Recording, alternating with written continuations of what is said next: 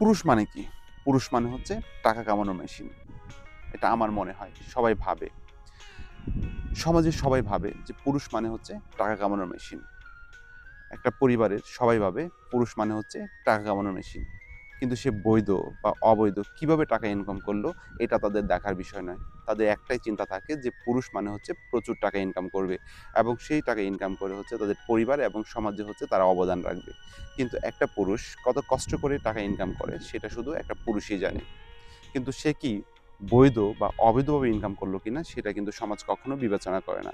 এবং পুরুষরাও এই জন্য প্রচুর টাকা ইনকাম করতে চায়। এর কারণ হচ্ছে বর্তমান সমাজে যে পুরুষের টাকা বেশি, যে পুরুষ প্রচুর টাকা ইনকাম করতে পারে তার কিন্তু সমাজে অনেক ভ্যালু।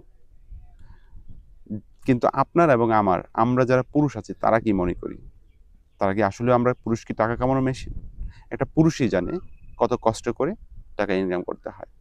তাই পুরুষ মানে কখনোই টাকা কামানোর মেশিন নয়, যেটা আমাদের পরিবার এবং হচ্ছে সমাজ যেটা ভাবে।